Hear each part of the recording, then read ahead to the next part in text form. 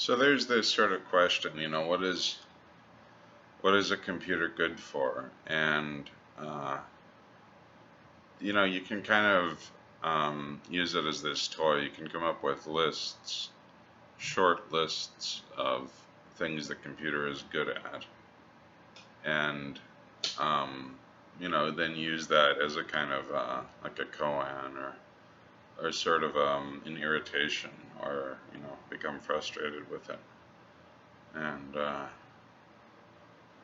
you know sort of you kind of use it as like your kryptonite or whatever. uh, I think the sort of overarching theme is that the computer is toxic, and this is important to remember. The computer is toxic.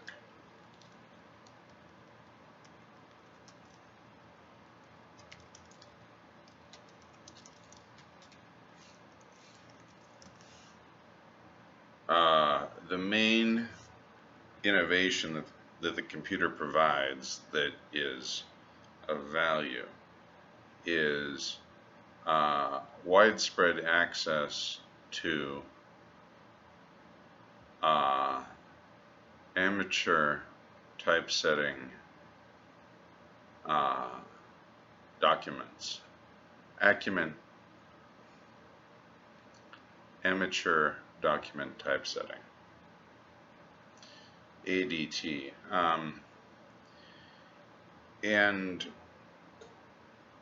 the main innovation is through the TEX, TEX, a Knuth system. So this is this is sort of the bright spot. This is the good part of the computer. That is connected, in my view, and furthermore, that there's this file format associated with the typesetting. Okay. But in my view, this is the main good.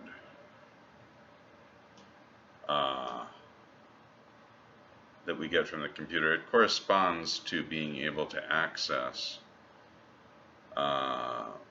documents on the internet. And the thinking is that the reality is these documents are available for free. Well, maybe not all of them, but it's unclear who has access and who has to pay for access. But the thinking is that it's basically academia has access. Everyone else has to pay. But then there's a second tier, which is Russia. And Russia just, uploads a lot of the basic kind of textbook stuff. In Russia, my understanding is, it depends on who you talk to, but there are Russians who will say that the textbooks that we give to our graduate students are fit for their middle school students. And I believe it. I mean, they are, they're approximately, I think they're basically intelligible. If you live in that kind of a culture, then you will have access to everything you need to,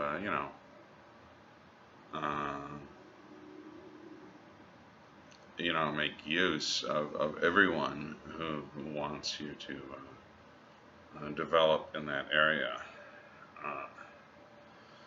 But the computer is toxic. What we get is we get the typesetting, we get the internet, which provides the sharing of what I'm going to simplify, I'm going to say that the internet, the scientific internet, the academic internet provides the sharing of typeset documents in electronic form. So we have electronic document typesetting, EDT. So we have ADT, amateur document typesetting, and EDT, electronic document typesetting. So this is what the computer does. It joins these two together into a single tool that bizarrely enough enables us to print, and also enables us to help the print business go out of business.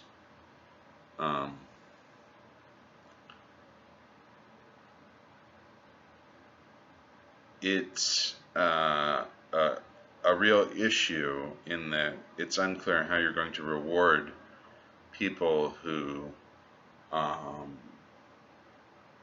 write books, write math textbooks. And in fact, we're seeing the quality of math textbooks go down. And furthermore, there was a sharp, in my view, a sharp increase. The quality of textbooks was, in the 20th century.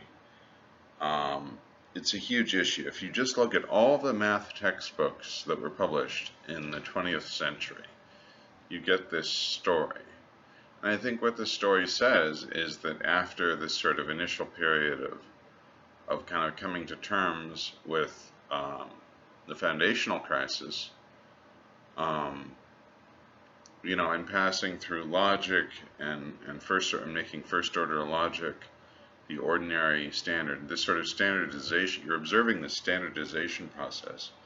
And by probably the 1970s, 1980s, you're seeing category theory, and I would describe category theory. What I'm gonna do is I'm going to try to portray category theory in a positive light, in an attractive light, which is very unusual for me. And what I'm going to do is say that category theory is the cherry on this, sort of imaginary metaphysical sundae called set theory, ZFC set theory. So we examine the metaphysics of ZFC set theory and sort of the mythology of ZFC set theory as an education philosophy. And what category theory does is it kind of, I think, what it really does is it really integrates. What students say is that they appreciate category theory because it integrates their mathematical knowledge. And frankly, it's hard for me to argue with this. I think the only thing I would add to this is I would say yes, and that's good, and that provides a foundation or at least a step on the path to understanding the boundary that divides mathematics from metamathematics and logic. So you have access to these foundational sort of, genetic material. On the other hand, the part of the idea of category theory is that you don't have to bother with set theory. I find this sort of bizarre. I don't really understand the point, but there you have it. I see category theory as sort of fitting into the sort of having sort of being this kind of notation for the meta theory. I think that's fine.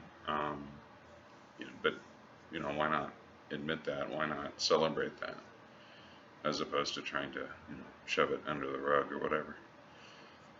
That's just my 2 cents about category theory. But the point is that by the time you get to category theory, that's the point when there is this sort of reckoning and there's this thinking, that's the light, that's the signal. Okay, the collapse is imminent.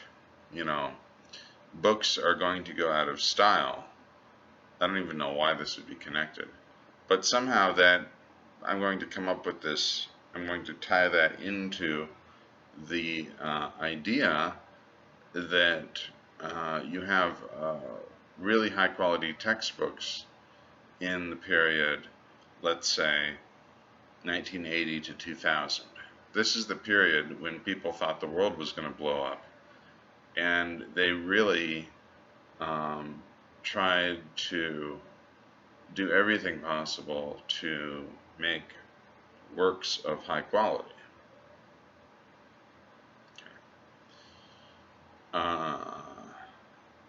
In talking about academic mathematics here. And what the computer did was the computer simply made the textbook obsolete. It made the textbook inessential. The computer became essential. The computer could be any textbook.